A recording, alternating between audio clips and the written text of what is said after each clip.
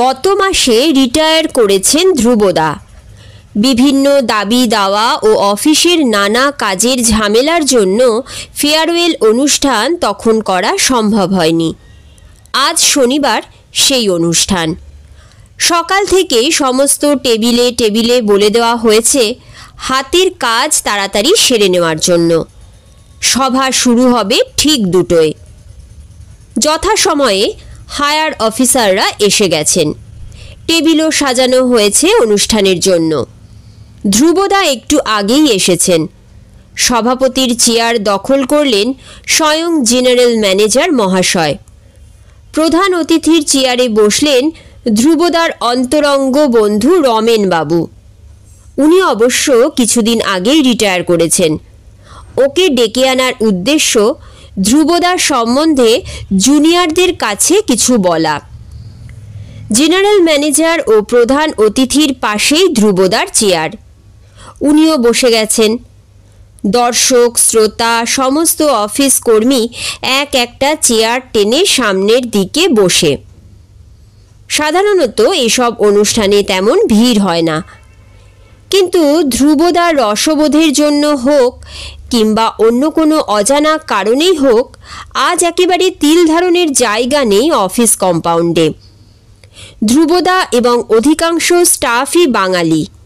সেই সুবাদে আজকের সভা শুরু হলো 2টোর বদলে 3টে। এক কোণ থেকে প্রণববাবু উঠে এসে দাঁড়ালেন জেনারেল ম্যানেজারের পাশে। সভা শুরু করলেন সভাপতি। প্রথমেই উনি প্রণববাবুকে ধ্রুবদার কর্মজীবনের মানপত্র পাঠ করতে অনুরোধ করলেন। মানপত্র পড়া শেষে ধ্রুবদার হাতে তুলে দেওয়া হলো ফুলের স্তবক ও সকল কর্মীদের দেওয়া কিছু উপহার ও 1 প্যাকেট মিষ্টি। ধ্রুবদা যথারীতি ওঠবোস করতে করতে সব কিছু নিজের সামনের টেবিলে রাখলেন। তারপর একে একে বলা শুরু করলেন ধ্রুবদার কর্মজীবনের কিছু কিছু মজাদার ঘটনা। দর্শকাসন থেকে উঠে এসে প্রথমেই কাজলবাবু অকৃতদার ধ্রুবদার রসিক মনের কিছু রসগল্প পরিবেশন করলেন।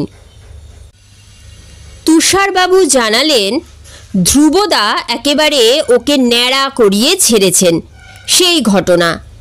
শিশিরবাবু বললেন, এই যে প্যান্ট শার্ট দেখছো, ও তো ওই ধ্রুবদার দৌলতে। এক সময় উনি আমাকে বোঝালেন এই অফিসে প্রমোশন পেতে হলে ধুতি পাঞ্জাবিতে চলবে না, সুটেড বুটেড হয়ে আসতে হবে। তাড়াতাড়ি ব্যবস্থা করো, খুব শিগগিরই কিছু লোকের প্রমোশন হবে, বুঝলে ভায়া। তখন বাধ্য হয়ে আমি ধুতি পাঞ্জাবি পরিত্যাগ করলাম চাকরিতে প্রমোশনের লোভে। একদিন সেজে গুজে অফিসে এসেছি, হাতে ছিল দামি অ্যাটাচি কেস।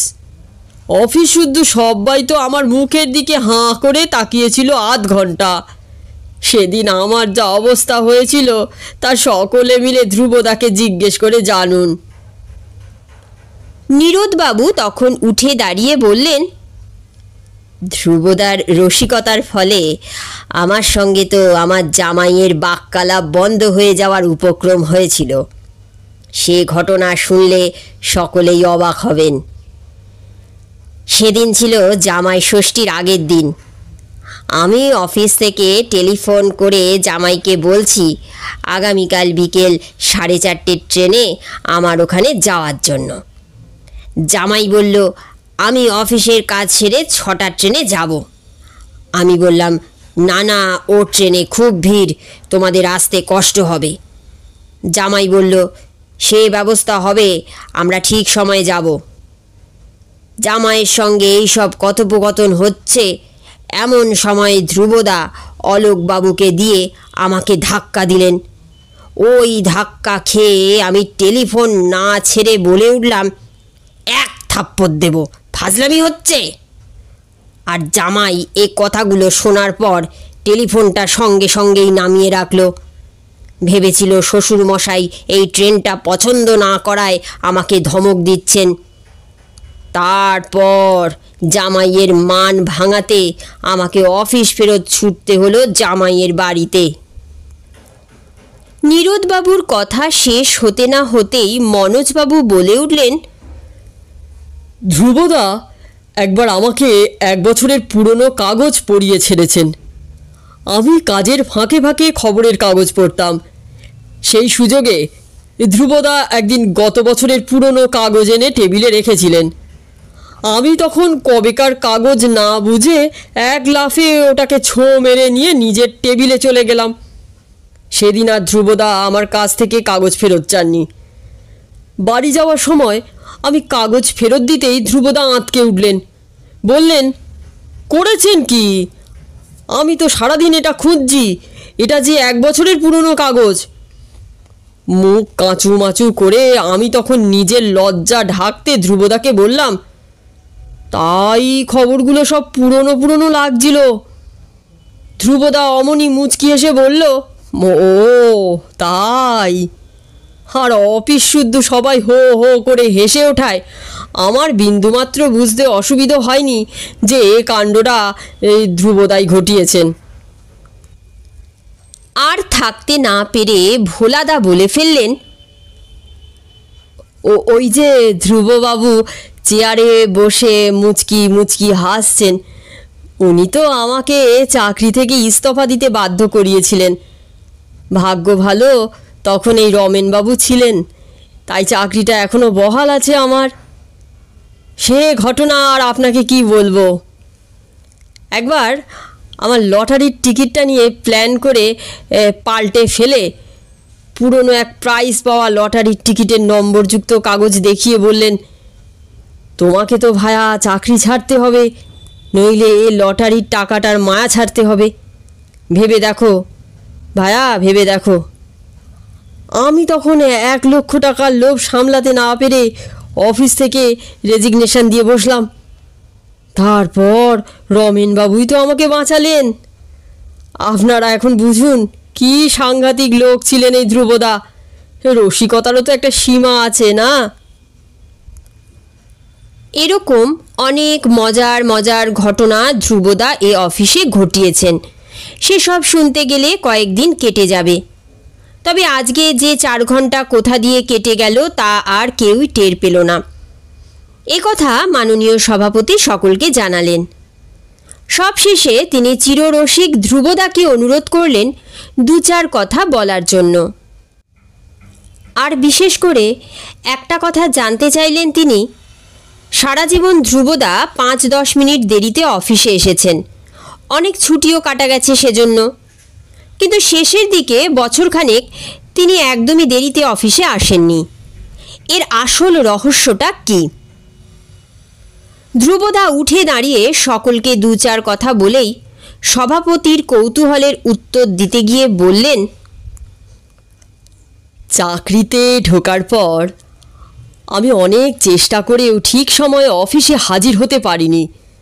আসলে একা মানুষ হলে যা হয়, রান্না বান্না ও ঘরের কাজ সামলে সময়ের তালজ্ঞান থাকতো না। তাছাড়া এখনকার মতো ট্রেন বাসও এত ছিল না। তবে শেষের দিকে একটা ফোন দিয়ে আঁটতে বাধ্য হয়েছিলাম। সভাপতি মহাশয় জানতেন আমার এক বন্ধুর ঘড়ি মেরামতের দোকান আছে। একবার অফিসের এই বড় ঘড়িটা খারাপ হয়ে যাওয়ায় উনি আমার ওপর ওটা সারানোর দায়িত্ব দেন। সেই সুযোগটা আমি পুরোপুরি কাজে লাগিয়েছি। আমি আমার ঘড়ি সারানোর বন্ধুকে রোজ দেরিতে অফিসে আসার কথা বলি। তখন ও বুদ্ধি করে ঘড়ির দম দেওয়ার স্প্রিংটাকে এমনভাবে লাগিয়ে দেয় যে ঘড়িটা প্রথম 20 ঘন্টা ঠিক সময় দেবে, তারপর থেকে স্লো হতে শুরু করবে এবং প্রতি ঘন্টায় 15-20 মিনিট স্লো হবে। আর আমাকে বলে দেয় যে অফিসে এসেই এক ফাঁকে সকালের দিকে যেন ঘড়িটার সময় অ্যাডজাস্ট করে দিই, নইলে এত বেশি স্লো হয়ে যাবে যে সকলের নজরে পড়ে যাবে ঘড়িটা। আমার একটা সুবিধে ছিল, কারণ এই ঘড়িটা আমার টেবিলের পাশেই টাঙানো থাকে। তাছাড়া সভাপতি মশাই তো হাত ঘড়ি পরেন না, ওর ভরসা এই দেওয়াল ঘড়ি। তাই তিনি এই ঘড়ি দেখে হাজিরা খাতায় লেটমার্ক দেওয়ার আগেই আমি অফিসে হাজির হয়ে যেতাম। শুধু অসুবিধে হতো সোমবার, তখন ঘড়িটা এত স্লো হয়ে যেত যে তা বলার নয়। সেদিন আমি তাড়াতাড়ি এসে এই ঘড়িটাকে ঠিকমতো চালু করতাম আমার নিজের তাগিদে। এরকম প্রাঞ্জল স্বীকারোক্তি শুনে হল শুদ্ধ সকলে হো হো করে হেসে উঠল। সভাপতি মশাইকে বছরখানেক ধোঁকা দিলেও তিনি কিন্তু সেদিন হাস্যরসিক ধ্রুবদাকে অফিসের গাড়িতে করে তার বাড়িতে পৌঁছে দিয়েছিলেন।